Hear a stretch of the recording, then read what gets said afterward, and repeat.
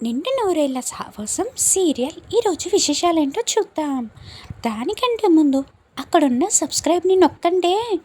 ఇక మనోహరి నాకు ఇప్పుడు ఆ చిలుక కావాలి అని చెంబ పట్టుకోవడానికి దగ్గరికి వస్తుంటే, ఆగు చెంబ, నేను ప్రజండాని అని చిలక మాట్లాడుతూ ఉంటుంది. ఓ నువ్వా ప్రచండ అని మనోహరి అంటుంది.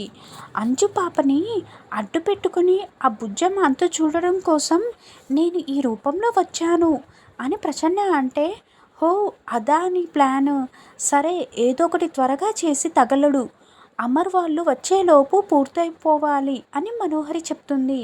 ఆ అంజు పిల్ల దగ్గరికి వెళ్ళి ఏదో ఒకరు చెప్పి నన్ను పట్టుకునేలా చెయ్యండి, నేను ఆ పిల్లని తీసుకొని ఇక్కడి నుంచి వెళ్ళిపోతానని ప్రచండ చెప్పడంతో అలాగేనని మనోహరి చెంప పిల్లల దగ్గరికి వస్తారు.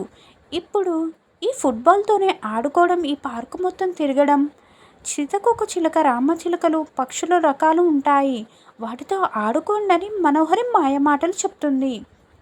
ఇక ఈ ఫుట్బాల్తోనే ఆడుకుంటామని పిల్లలు అంటారు.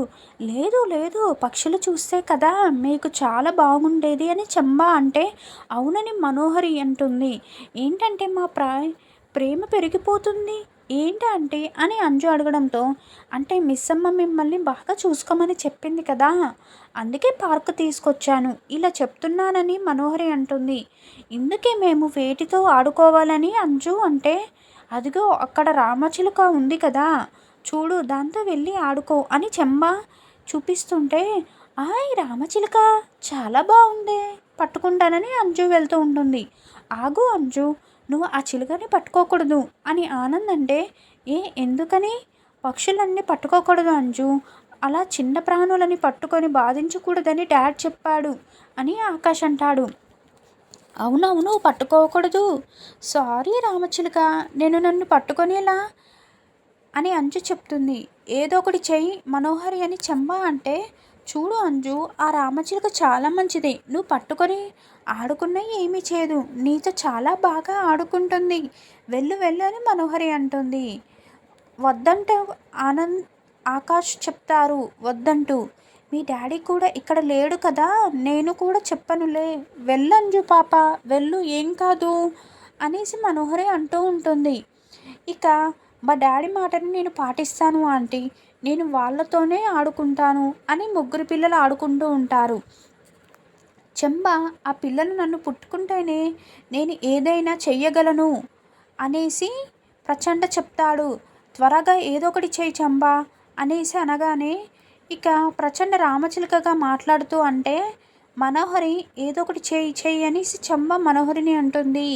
ఈ పిల్ల కూడా నాలాగే మాట వినడం లేదే, నేనేం చేయాలని మనోహరి అటు ఇటు తిరుగుతూ ఉంటుంది. తర్వాత అమర్ టన్నెల్ గుండా బుజ్జమ్మని లోపలికి వెళ్ళమని చెప్తారు. అలా బుజ్జమ్మ పెన్ కెమెరా పెట్టుకొని నేరుగా లోపలికి వెళ్తుంది. అక్కడ నలుగురు హాస్టేజెస్, ఒక మిలిటెంట్ ఉండడంతో కెమెరాలో మొత్తం కూడా అమర్ చూసేస్తారు.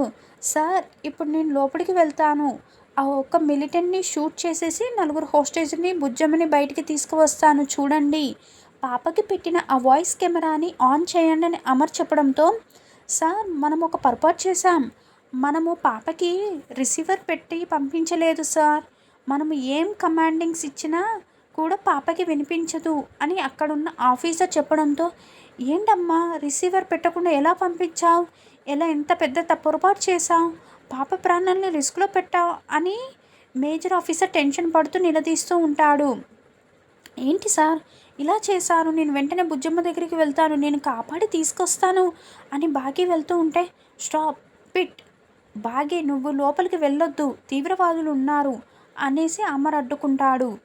ఇక నాకేమైనా పర్వాలేదు సార్, నాకు నా బుజ్జమ్మనే ముఖ్యమని బాగి అంటే, నేను ప్రాణాలతో లేకపోయినా పర్వాలేదు, బుజ్జమ్మని నేను కాపాడుకుంటానని బాగి అంటూ ఉంటుంది.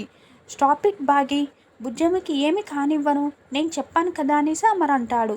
కానీ బుజ్జమ్మని ఏమైనా చేసేస్తారు ఎలా సార్ అని బాగి ఏడుస్తూ భయపడుతూ ఉంటుంది.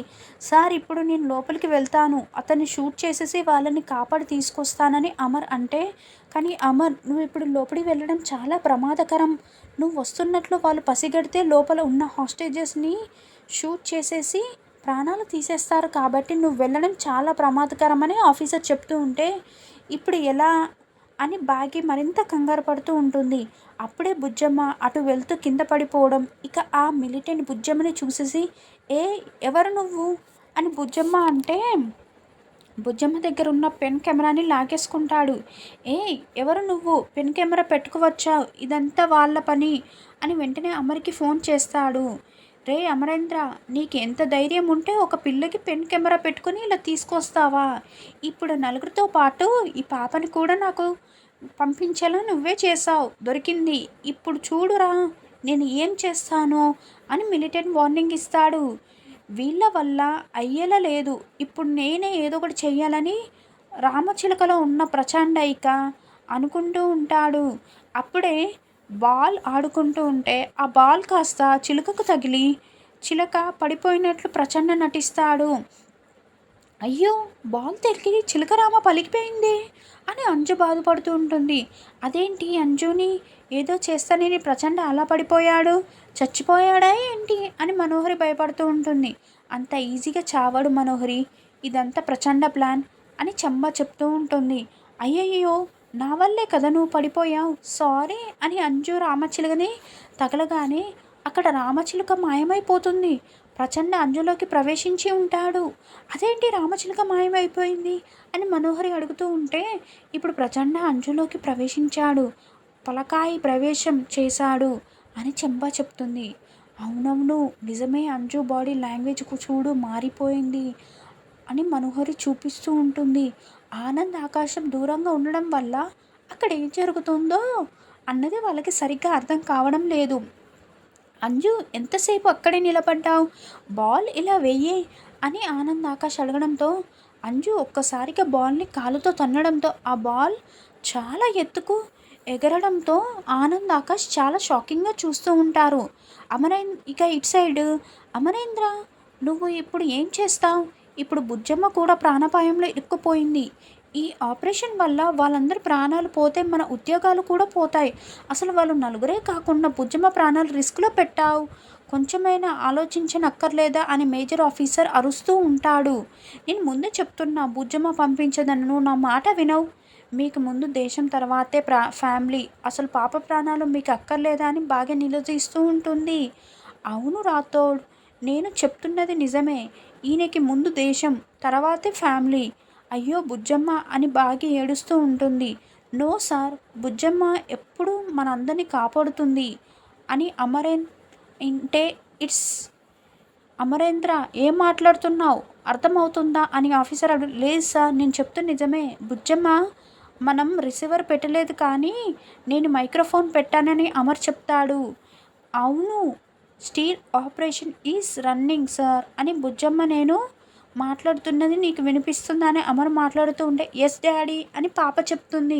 నువ్వు ధైర్యంగా ఉన్నావా అని అంటే ఎస్ డాడీ, నేను భయపడడం లేదు, ఇక్కడ ఏ మిలిటెంట్ మాత్రమే ఉన్నాడు, మీరు ఏం చెప్తే అది నేను చేస్తాను అని పాప చాలా కాన్ఫిడెంట్గా మాట్లాడుతూ ఉంటుంది. సరే నేను నెక్స్ట్ ఆర్డర్ ఇస్తాను, అప్పటి వరకు వెయిట్ చేయి. అసలు ఏం జరుగుతుంది అమరేంద్ర అని ఆఫీసర్ అడగడంతో సార్ నేను టనల్లోకి పంపించే ముందు అని అమర్ అంటాడు. ఆ సంఘటన చూపిస్తూ ఉంటారు. బుజ్జమ్మ నేను చెప్పింది చేస్తావు కదా అని అమర్ అడగడంతో మీరే నా ధైర్యం డాడీ, నాకేం కాదని బుజ్జమ్మ చెప్తుంది. చూడు నేను ఈ మైక్రోఫోన్ని నీ చెవిలో పెడతాను, నువ్వు నేను ఏం చెప్తే అది దీని ద్వారా వినగలవు, వినపడుతోంది కదా. సరే లోపలికి వెళ్ళిన తర్వాత నువ్వు కింద పడినట్లు నటించాలి, ఆ మిలిటెంట్కి దొరికిపోవాలి, హాస్టేజెస్తో పాటు నిన్ను కూర్చోపెడతారు. ఇదిగో ఈ పెప్పర్ స్ప్రే నీ దగ్గర పెట్టుకో, నేను చెప్పినప్పుడు ఈ పెప్పర్ స్ప్రే నువ్వు వాడాలి అనేసి అమర్ అంటాడు. హోస్టేజెస్ పక్కన కూర్చున్న బుజ్జమ్మ ఆ పెప్పర్ స్ప్రేని దాచిపెట్టుకొని ఉంటుంది. ఇంత చిన్న పిల్లతో అంత పెద్ద రిస్క్ చేస్తున్నావా అనేసి ఆర్మీ ట్రైనింగ్ ఉంది ఆ పిల్లకి, ఏముంది చెప్పు అని ఆఫీసర్ తిడుతూ ఉంటారు. సార్ నా మాటలే తనకి ఇన్స్పిరేషన్, ఆర్మీ ట్రైనింగ్ అన్నీ కూడా అనేసి అమర్ చెప్తాడు. ఇద్దరు ఆఫీసర్స్ డోర్ దగ్గర, ఇద్దరేమో ఇంకొక బ్యాక్ డోర్ దగ్గర, ఒకరేమో పై టెర్రస్ పైన ఉండి నేను చెప్పినప్పుడు చేసి డోర్ పగలగొట్టాలని అమర్ చెప్తాడు. ఇక నేను నెక్స్ట్ చెప్పింది చేయడానికి రెడీగా ఉండు బుజ్జమ్మ అంటాడు అమర్.